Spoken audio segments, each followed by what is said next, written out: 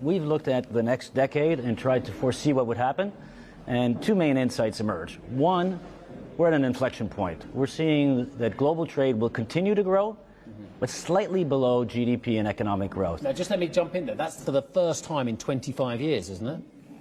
Call it 40. Wow. So economic growth has always been a little bit less than trade growth, and we predict a switch to that, an inflection. So that's insight number one. The second main insight is that we're seeing a trade shift taking place in three main corridors. The first one, it's very unfortunate, has to do with Ukraine.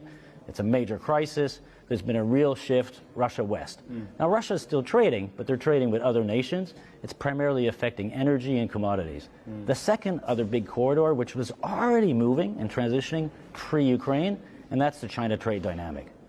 We foresee that in the next decade, roughly $100 billion less trade between the U.S. and China. It's not that significant, but it is not growth. So it is a shift over time. And the last one, which is really quite significant, is $1 trillion of in and out flows out of Southeast Asia.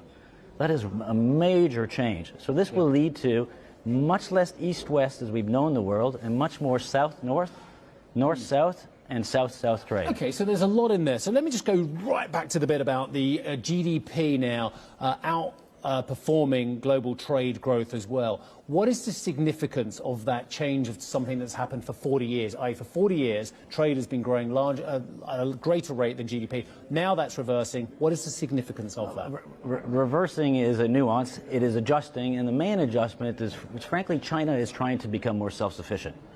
So as China continues to grow, and it's growing more slowly, it will try to be more self-sufficient, and therefore less dependent on global trade. That's the main consideration. The other one is Europe, and Europe is not growing as fast as it used to, and therefore will affect the evolution of trade. Let's talk about China then as well. I mean, they will try to become more self-sufficient, but is that possible? And just as a second question within that, I hear what you're saying about US-China trade, and yet I've heard this for a long time, that there is going to be the building of metaphorical barriers across the Pacific, but the research that I've been doing says that China-US trade is pretty much as good as ever. It hasn't declined, despite what has been now a decade of various administrations having their problems with China and vice versa. I fully agree with you, Steve. China and U.S. is not about to stop trading.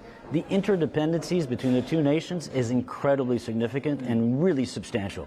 It's not going to disappear. It's been years in the making, and it's going to stay for years to come. It's not an instantaneous, I turn off the valve. Having said that, enterprises, whether they're American or European enterprises, they're really trying to figure out, what do we do with China? And we see archetypes evolving. A bookend of, I'm doing China for China, to I will only source and supply in China.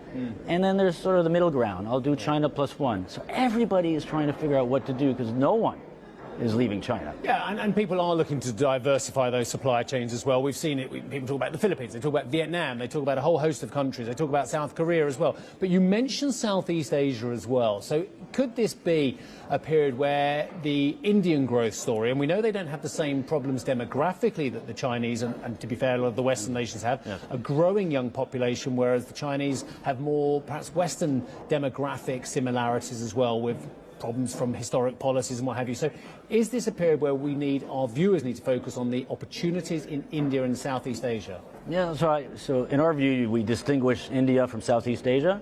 We already see movements afoot, particularly in apparel, where Bangladesh is picking up a lot of textile, and in fact they're doing it with the Chinese. So an apparel company is saying, I need to reduce concentration. The Chinese says, okay, come to my supplier in Bangladesh. So they in effect still are trading with the Chinese, but through a different nation. And the Bangladeshis have done a lot of effort. So that's Southeast Asia, using an example of textile and apparel. India is different. India is poised to capture much of this, should they move into action. Should they become more proactive. Okay, there's a caveat there, Mark. What are the Indians not doing then? I don't think that they're putting the infrastructure at the same rate as China did. I was there 10 days ago. It's amazing the progress in the last decade. What took 6 hours took 4 hours, 40% reduction in travel time. India has come a long way, but it's poised to take a lot more on, and stands to benefit if they continue to build out their infrastructure.